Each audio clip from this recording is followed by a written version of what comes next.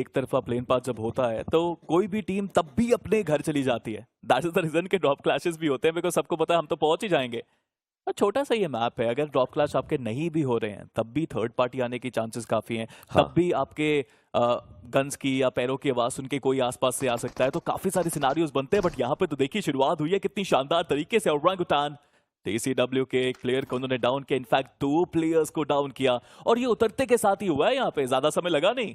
सैनॉक के जंगल में अगर एप्स नहीं होंगे और एप्स अपने लिए पॉइंट्स नहीं बढ़ाएंगे तो फिर कहां बढ़ाएंगे। ये एक इंपॉर्टेंट मैच है। इन्होंने अपने 9 पॉइंट्स को 11 जरूर कर लिया है, लेकिन अब धीरे धीरे और ऊपर बढ़ने की बारी है। स्टार्ट अच्छी हुई है, उस स्टार्ट को एक अच्छी एग्जीक्यूशन पर रखना है और इस गेम का एंड अच्छा करना है। कोशिश रहेगी। देखने की बात है ओरांगुटान अब क्या करते हैं। जब 2 फिनिशेस वो निकाल चुके हैं, क्या वो स्लो डाउन होंगे या अग्रेसिव जाएंगे। मुझे लगता है यहाँ पे एप्स थोड़ा सा पुश करना ही चाहते हैं। भाई TWOB और 4M, एक तरफ एक ऐसी टीम है ना जिनके पास पॉइंट्स की कोई कमी नहीं रही है। 45 अंक थे आज के दिन से पहले, तो दैट मींस कि TWOB और भी ज्यादा खुल के आपको खेलते हुए नजर आएगी। और मेडिकल वो भी ज्यादा पीछे नहीं है, 28 उनके पास है। और लीजिए शुरुआत भी शानदार। चैट में पता है क्या चल रहा होगा। आदि सर्वित को खैर ये करना नहीं चाहिए था, बट कोई बात नहीं, अब हो चुका है तो हो चुका है। आदि के पास ये फिनिश आया। अब टीम खुद को वापस से रीग्रुप करेगी, क्योंकि ये टीम्स वापस से बढ़ चुकी हैं। सर्वित इस डायरेक्शन में थे, उस चक्कर में दिक्कतें हुई थी। निंजा जॉर्ड गिर करके नॉक हुए, ऑलराइट, उस कॉन्वर्सेशन पर भी जाएंगे। बट सर्वित इस डायरेक्शन में थे, इसलिए उनको उधर उतरना पड़ा, ताकि टीम्स एक साथ रीग्रुप होने से अच्छा है कि नदी के इस तरफ एक टीम, नदी के उस तरफ एक टीम। जी हाँ, बट अगर निंजा जॉर्ड नॉक हुए हैं, क्या ग्लोबल ई स्पोर्ट्स को पता चला है इस बारे में। बिकॉज ड्रॉप क्लैश अमूमन होता है, लेकिन दोनों को पता है कि इस बार वो ऊपर नहीं गए। इंटरेस्टिंग रहेगा देखना कोई पुश करना चाहता है या नहीं। बट वहीं RTGX IND की बात की जाए पुश करने के लिए, वो आगे बड़े। ब्लिस के आएगी, एक्सपीरियंस की देखिए कोई कमी तो नहीं है इस प्लेयर के अंदर, बट 1v4 करना कभी भी आसान होता नहीं। और हमने देखा है RTGX IND के लिए कितना जरूरी है ये मुकाबला। मीनवाइल ओशन ब्लिस के पास 25 अंक थे इस मैच से पहले। एक ऐसा खिलाड़ी जो स्नाइपर्स बहुत अच्छे तरीके से चलाते आ रहे हैं, लेकिन अब जब क्लोज रेंज बैटल्स की बात आई है और जब उनके ऊपर प्रेशर पड़ा है, ही नोस कि TBS से इस रेंज में वैसा काम नहीं हो पाएगा। बैकअप बुलाना भी बहुत ज्यादा मुश्किल की बात हो सकती है। जो भी खिलाड़ी पीछे थे वो पीछे ही रह जाएंगे। और RTG IND वो ये एक फिनिश अपने लिए एंजॉय करेंगे, अपना खाता खुलता हुआ देख करके वो टीम खुश रहेगी, क्योंकि पॉइंट्स की जरूरत तो खैर उन्हें भी है। अगेन एक रिस्की मूव यहाँ पे। ब्लिस का एक प्लेयर बहुत करीब आ गया RTGX IND के चारों प्लेयर्स के। काफी बड़ा नुकसान यहाँ पे ब्लिस के लिए, बट RTGX IND के लिए अच्छी शुरुआत। ओशन मुझे लग रहा है कहीं आज का ये दिन पूरा कमबैक्स का दिन तो नहीं। और ओरांगुटान की शुरुआत काफी अच्छी, 2 फ्रैग्स उन्होंने निकाले। 4 मेडिकल ने डिसेंट शुरुआत कर दी। RTGX IND को 1 फ्रैग मिल गया। लग तो रहा है सैनॉक में एक्साइटमेंट नहीं रुकने वाला। इस ग्रुप की स्टार्टिंग से ये चर्चा थी, जिस दिन ड्रॉ हुए थे ग्रुप ड्रॉ, उस दिन से ये चर्चा थी कि भाई कमबैक्स का ग्रुप बनेगा। रीशफल के बाद भी अगर कमबैक्स का ही ग्रुप रहने वाला है, तो सोचिए कट ऑफ के अंदर जो हड़कंप मचेगा, जो हलचल मचेगी, वो इस ग्रुप के कारण कितनी ज्यादा बढ़ जाएगी। यही एक चीज है जो काफी ज्यादा एक्साइटमेंट रखेगी। और Ocean, I mean look at the aggression there in this group. आप टीम्स को तो देखिए, आपके पास रेकनिंग है, गुजरात टाइगर्स है, ग्लोबल ई स्पोर्ट्स है, इनसेन है, हैदराबाद हाइड्रास है, आइकोसोल है, मोगो है। मैं नाम लेते थक जाऊंगा, इनका अग्रेशन खत्म नहीं होगा। बहुत ज्यादा ये टफ ग्रुप लग रहा है अग्रेशन के लिहाज से अगर देखा जाए, टेक्निकलिटीज के लिहाज से देखा जाए। बट सैनॉक और विकेंडी का फ्लेवर जब ऐड होता है इस खिचड़ी के अंदर, तो कुछ अलग ही डिश बन जाती है। अगर ये सर्कल क्वेरी की साइड पर गया तो सोचिए हाई ग्राउंड लो ग्राउंड से कितना ज्यादा मुश्किल हो जाएगी प्लेयर्स को फाइट लेने के लिए। आई थिंक ये स्मोक टू स्मोक जंप करते हुए स्मोक की साइड से प्लेयर्स मूव करेंगे। यस, अलग अलग जगह स्मोक्स किए गए हैं। एक और स्मोक आगे किया जाना चाहिए, ताकि साइरेक्स के साइडलाइंस की जो विजन है वो ब्लॉक हो। देखिए पानी के अंदर जंप कर रहे हैं, जिस स्ट्रैटेजी की हमने जिस बात करी काफी सही है। साइरेक्स को खिलाड़ी दिख जाएंगे, इसीलिए वहां पर स्मोक करना बहुत जरूरी था। बट साइरेक्स खुद पीछे हुए, वो अगर शॉट्स लेते रहते तो काफी ज्यादा सही होता है। एक खिलाड़ी को टेक डाउन करने की उनकी कोशिश हो सकती थी। TWOB ऑलरेडी एक मैन डिसएडवांटेज में है, सो इस टीम को बहुत सोच समझ करके खेलना पड़ेगा। जी हाँ, बट साइरेक्स he is a one man army. Ocean अभी तक 38 फ्लैग्स निकाले हैं इस कंपटीशन के अंदर उस प्लेयर ने। TWOB जब भी बैकफुट पे जाती है, साइरेक्स हमेशा कम बैक करते हैं। जैजी मीनवाल कुछ नेट भी दागे गए यहाँ पे 4M की तरफ से। मोलोटॉव भी मुझे केओया के हाथ में देखने को मिलती है। इंडिविजुअल लेवल पे अगर देखा जाए, केओया he is a top player as well. Ocean, I mean आयन केआर सबको याद है जिस तरह से इस प्लेयर ने अपनी क्षमता दिखाई थी वहां पे, लेकिन अब लेजेंड का वो स्प्रे और संयम को गवा दिया है 4M ने। अब हुई है situation even Steven. Yes, even Steven situation 3 versus 3। ये ग्रेनेड चीजें बदल जरूर सकता था, लेकिन सही समय पर लेजिट मूव करते नजर आए। जैसी ने भी ये भांप लिया, अगला ग्रेनेड उनके ऊपर हो सकता था, लेकिन अभी के लिए वो ग्रेनेड को हटाएगा। क्योया टीपीपी एंगल पता चल चुका है खिलाड़ी का, नीचे वाले प्लेयर का एग्जैक्ट इंफॉर्मेशन है नहीं। क्योया को अब पता चला और काफी लेट हुआ। TWOB सिचुएशंस विपरीत करी गई और अब समय आया है मुक्केबाजी का। TWOB they know how to battle it out। एक प्लेयर शुरुआत में गंवाने के बावजूद देखिए क्या यहाँ पे फंसाया गया है फोरम के प्लेयर्स को।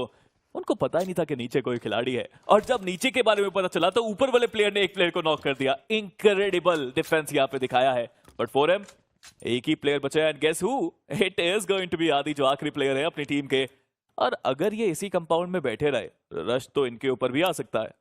आदि कितनी देर तक बैठे रहेंगे, लेकिन कभी तो मूव करना पड़ेगा। क्या पता आसपास से कोई और टीम आ जाए, इनके ऊपर फाइट हो सकती है। वन इंडिविजुअल, और टीम के पास अब 29 अंक हो चुके हैं। इस एक फिनिश को अगर मिला लिया जाए तो 29 अंक इस टीम के पास हैं, फोर मेरिकल के पास। तो ये एक खराब गेम अफोर्ड कर सकते हैं, लेकिन बस ये सोच के चलना पड़ेगा कि वो खराब गेम बस सिर्फ यही वाला गेम था। पर TWOB के बारे में मैं सोच रहा हूँ ओशन, एंड कितनी आसानी से वहां पे डिफेंड किया अपने कंपाउंड को। It was a 4v3 scenario, लेकिन कोई परेशानी उनको आई नहीं। एंड अभी तक भी हमने प्रिंस को आते देखा ही नहीं। यही दो प्लेयर्स काफी थे, आप तो कह सकते हैं 2v3 सिनारियो को डिफेंड करके गए हैं ये दो प्लेयर्स। 100%, ये बहुत सही चीज था। DBS देखिए, एक इंडिविजुअल DBS पैलेट का जो डैमेज है वो 28 का है, लेकिन DBS जब चलती है तो 10 पैलेट्स निकलते हैं, यानी 280 का डैमेज हो जाता है। यहां एक शॉट में अगर दो खिलाड़ी डाउन हुए, उसका मेन रीजन ये कि 140 की तरफ से डैमेज आपका जो है वो प्रॉपर्ली डिस्ट्रीब्यूट हो जाता है। मल्टीपल आप शॉट्स इस्तेमाल कर सकते हैं। सो इस रीजन से DBS का डैमेज का जो अमाउंट है वो बहुत अच्छे तरीके से डिस्ट्रीब्यूट होता है और खिलाड़ियों को टेक डाउन किया जाता है। बट खैर, टेक्निकलिटीज की बात बाद में। सर्कल क्वेरी के राउंड की हमने चर्चा करी थी, मतलब लो ग्राउंड हाई ग्राउंड पे खेलना, टीम्स बहुत सारी क्वेरी के डिप में फंसेंगी। कल हमने देखा था कि ग्लोबल ईस्पोर्ट्स बहुत लेट रोटेशन कर रहे थे जोन के अंदर सैनॉक के मैच में, और इसी वजह से वो पहुंच भी नहीं पाए थे। आज काफी अच्छी तरह अपनी गलतियों को संभाला है और जल्दी रोटेशन करके गए हैं। और आज के दिन में आप देख सकते हैं आर्कलिन खेल रहे हैं वहां पे ग्लोबल ईस्पोर्ट्स की तरफ से। ये भी एक शानदार प्लेयर जिनको आप कह सकते हैं कि the next upcoming big IGL जो बन सकते हैं। वहीं कारोनाडू ईस्पोर्ट्स वो भी है नॉर्दर्न साइड में। सदर्न साइड की बात करें, पूरा इलाका यहाँ पे ओशन HRZ के पास है। हॉनर्ड राइवल्स सर्कल में एक डिसेंट एरिया, एक अच्छा southern area, but then southern side पर एक और टीम है जो है जेनिक्स FM।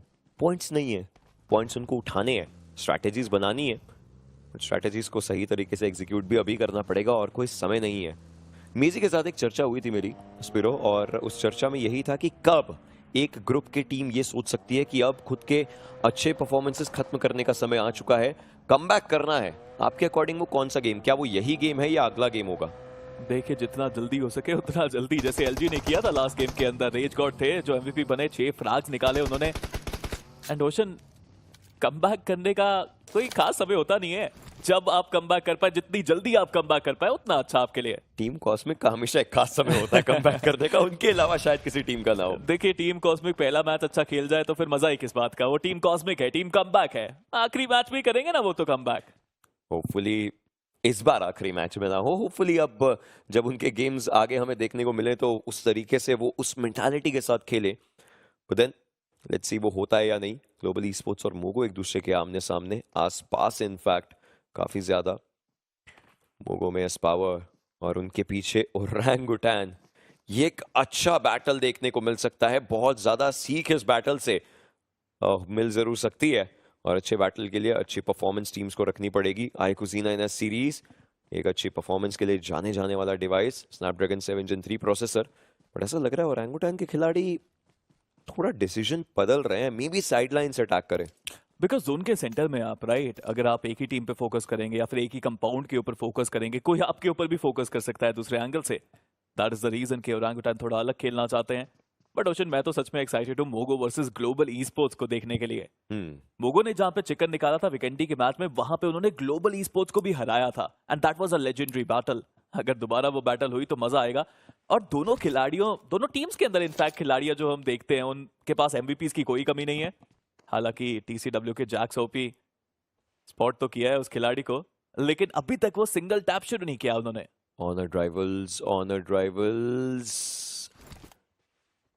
जैक्सन के क्रॉस एयर में था वो खिलाड़ी, बट क्योंकि उनके आसपास भी खतरा है, so is he ready for the shots? Phoenix आप गलत जगह बैठे हैं, बस वार्निंग देनी थी, क्योंकि अगर यहीं पर बैठे रह गए तो मुश्किलें बहुत ज्यादा हो सकती है। मीनवाइल सर्कल के साथ थोड़ा बहुत कहा सुनी में आईकू सोल, ब्लू जोन का डैमेज इन खिलाड़ियों को पड़ रहा है।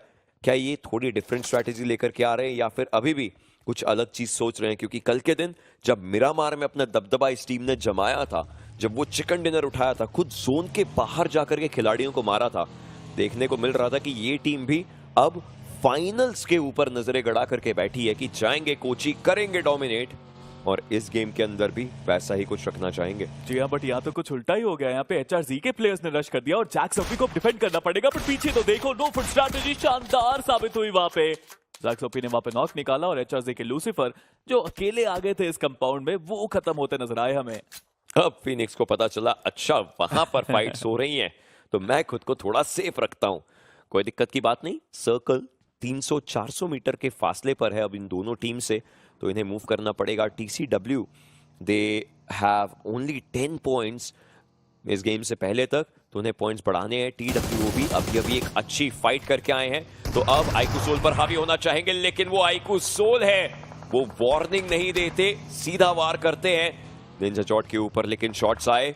अब आईकू सोल को फाइट्स के अंदर खुद को तैयार रखना पड़ेगा। नुकसान TWOB को भी हुआ है और खिलाड़ी आईकू सोल के भी आगे आ रहे हैं, ऐसे व्हीकल्स लेकर के जा रहे हैं कि एक पहेली बना दी है इन्होंने। कमाल की बात है, कोई पीछे रुका ही नहीं वहां पे रिवाइवल के लिए, और वो खत्म करना चाहते हैं TWOB को पहले, उसके बाद अगर समय रहा तब जाके निंजा जोड़ को रिवाइवल मिलेगा।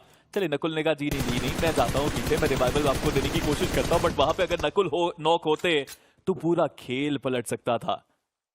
ये निंजा जोड़ना बहुत खराब सिचुएशन में फंसे हुए हैं, कोई भी वहां पे आएगा नॉक होने का खतरा पूरा बनेगा उसके ऊपर। आईकू सोल अपने खिलाड़ी को पीछे नहीं छोड़ के जाएंगे, रिवाइवल है, जिस भी तरीके से कोशिश करेंगे। सायरैक्स पिछले गेम के अंदर, पिछले फाइट के अंदर इनफैक्ट बहुत अच्छा गेम दिखाया था इन्होंने। रॉनी काफी आगे की तरफ को आ रखे हैं। करोनाडो के प्लेयर्स ब्लिस के ऊपर हावी होते हुए, ये एक बहुत अच्छी फाइट हो सकती है करोनाडो के खिलाड़ियों की तरफ से, लेकिन अभी आईकू सोल के प्लेयर्स कोशिश करते हुए निंजा जॉट के ऊपर प्रेशर अभी भी बिल्डअप करने की कोशिश। मान्या एक बैक एंगल को होल्ड करके बैठे हैं, बट मान्या थोड़ा पीछे चले गए और जोन का डैमेज भी अब उनको पड़ेगा।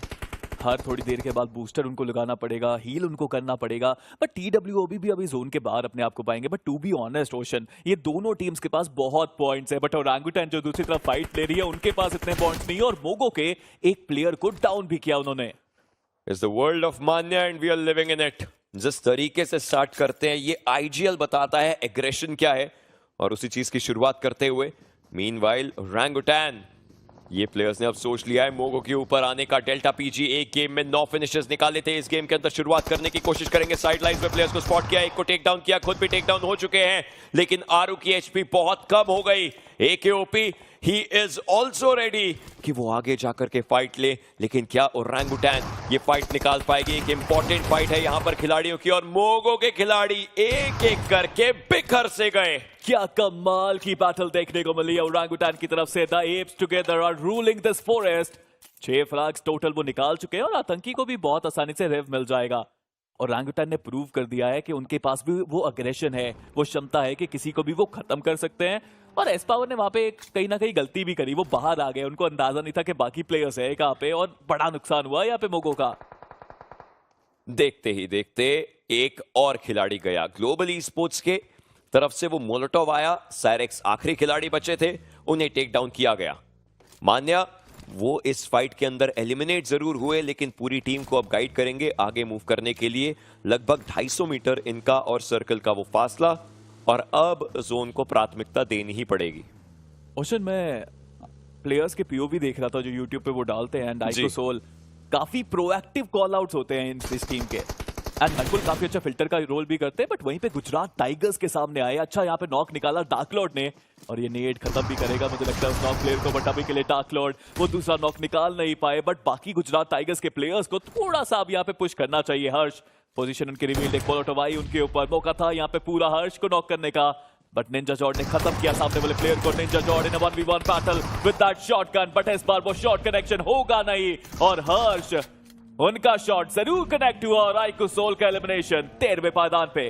क्लच गॉड आए जरूर, लेकिन उसके पहले हर्ष वो काम कर चुके थे। गुजरात टाइगर्स ये भी अच्छे गेम प्लेस के लिए जाने जाते हैं। 19 अंक है इनके पास, ये 3 और जोड़ दीजिए, 22 पॉइंट्स इस टीम के पास आ चुके हैं। लेकिन जोन के बाहर जो टीम से उनकी स्ट्रगल अब स्टार्ट हो चुकी है। रेकनिंग, ग्लोबल ई-स्पोर्ट्स एक दूसरे के ऊपर हावी होने की कोशिश, बट ग्लोबल ई-स्पोर्ट्स एक और बार एक और गेम प्लेसमेंट पॉइंट नदारद।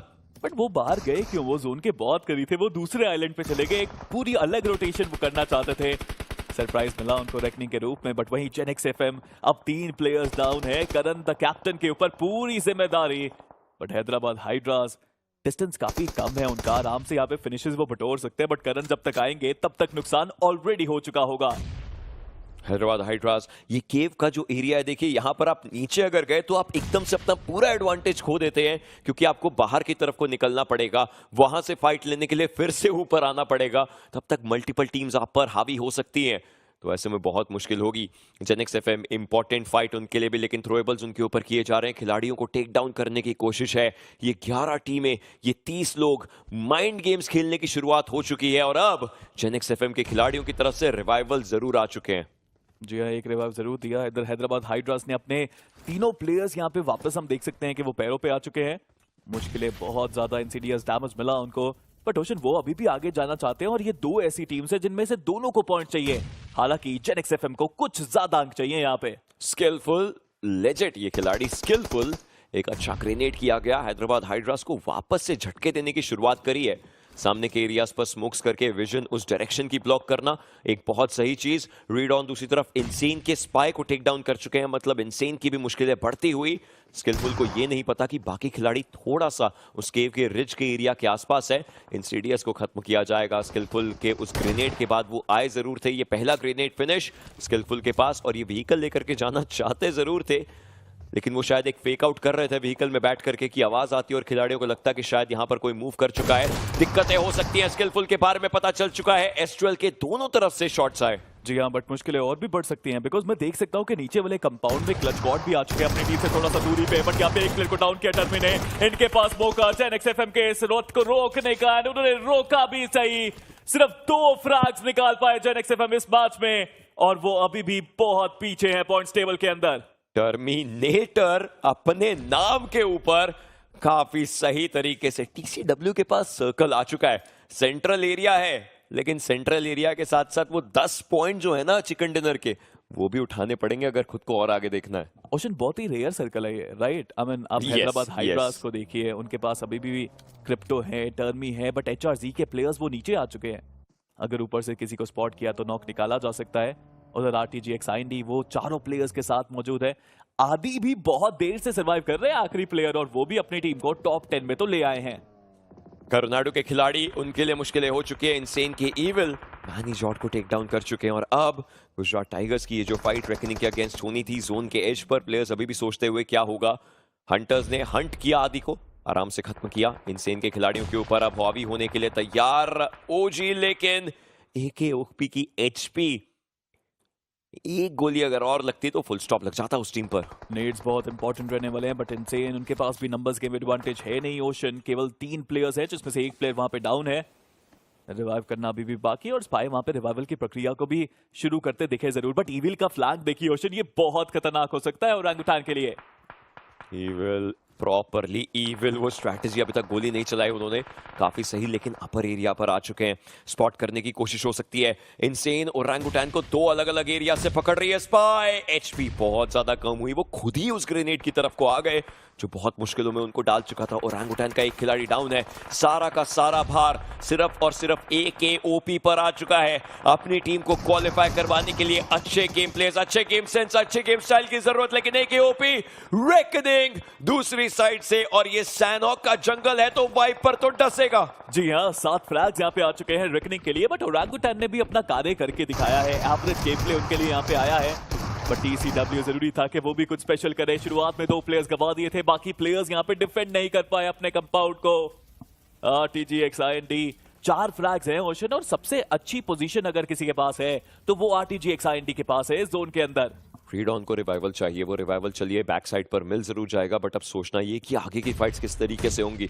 रेकनिंग के प्लेयर्स आगे मूव कर रहे थे, हंटर्स को हंट डाउन किया गया। गुजरात टाइगर्स अपने उस जोन के एज को सेव करना चाहते हैं। एक और ग्रेनेड ग्रेविटी को भी टेक डाउन कर चुका है। इमॉर्टल और वाइपर दोनों के कंधों पर पूरा पूरा पूरा भार। वाइपर को पता चला सामने खिलाड़ी आ चुका है, S12K की ये बैटल, और वाइपर को भी टेक डाउन किया गया। मतलब बचे हैं तो इमॉर्टल, जो अब डॉक्टर इमॉर्टल का रोल अदा करेंगे, बट ये ग्रेनेड उनके लिए मुश्किलें जरूर खड़ी कर सकते हैं। गुजरात टाइगर्स शानदार प्रदर्शन उनका भी आया है, 5 फ्रैग्स वो निकाल चुके हैं और जोन के अंदर पूरे जोश से वो आगे बढ़ते हुए। लेकिन 3 ही प्लेयर्स हैं, वहीं सामने अगर इंसेन की बात की जाए वो भी वहां पे। RTGX IND शानदार कमबैक उनका भी। वहीं अगर आप ऑनर्ड राइवल्स की बात करें, 2 प्लेयर्स अभी भी उनके वो केव के एरिया के आसपास आपको देखने को मिलेंगे। मुझे लगता है कि इमॉर्टल के पास भी ना एक क्लियर विजन आएगा ओशन थोड़ी देर में, जहां से वो भी फ्रैग निकाल सकते हैं। कोशिश रहेगी डेफिनेटली, बट उस सब में सर्कल अभी भी ऐसे एरिया पर जहां केव का थोड़ा सा एरिया, थोड़ी सी एलिवेशन आपके सामने आती है। इंसेन उन्होंने करुणाडू को एलिमिनेट किया। RTG IND वो कमबैक का जो ग्रुप है, वो कमबैक स्ट्रेटजीज, कमबैक माइंडसेट जरूर टीम्स की तरफ से दिख रहा है। जी हाँ, बट हैदराबाद हाइड्रास को भी देखिए, उन्होंने भी शानदार खेला है। टर्मी वो अभी तक बेहतर क्लच करके गए हैं, बट गुजरात टाइगर्स फाइनली उन्होंने इंसेन को भी देखा, वहां पे भी एक प्लेयर को डाउन किया। अब इंसेन का भी आखिरी प्लेयर बचा है अफू, बट उधर से देखिए RTGX IND, इट्स रेनिंग नेड्स, और गुजरात टाइगर्स एक के बाद एक ये नेड्स अब रुक नहीं रहे हैं RTGX IND की तरफ से। RTGX IND खिलाड़ियों को नॉकडाउन कर रहे हैं, हैदराबाद हाइड्रास पीछे फिनिशेस उठा रहे हैं, और अब उन्होंने अपना पूरा ध्यान RTGX IND के ऊपर रख लिया है। 5 टीमें जीवित, 9 खिलाड़ी शेष।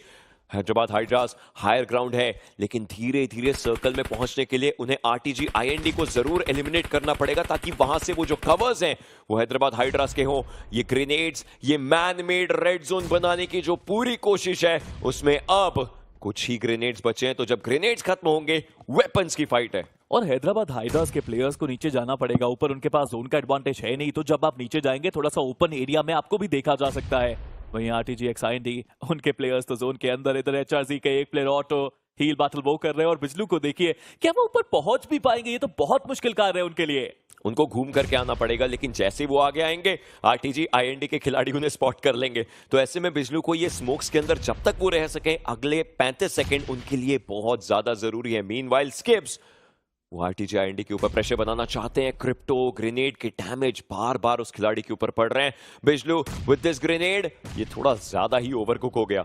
जी हाँ, बट स्टिल मुझे लगता है कि काफी अच्छा कमबैक अभी तक हमने देखा है इस मैच के अंदर। गुजरात टाइगर्स को देखिए, इसके आखिरी प्लेयर इमॉर्टल को भी खत्म किया उन्होंने, अपनी टीम के लिए बहुत इंपॉर्टेंट पॉइंट्स लिए, लेकिन वहां पे वो नेड RTGX IND ने 2 टीम्स का सफाया किया है, और दोनों का सफाया नेड से किया है इन्होंने।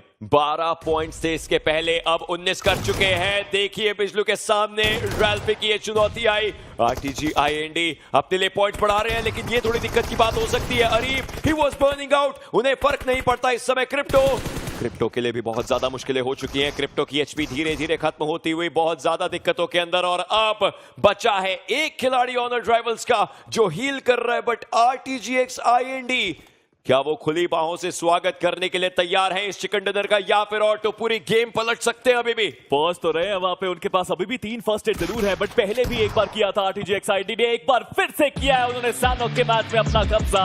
ये टीम भी जानी जाती है कमबैक करने के लिए, और एक बार लीजिए फिर से कर दिया है कमबैक सैनोक में, और 20 अंक लेकर गए पहले ही मैच में।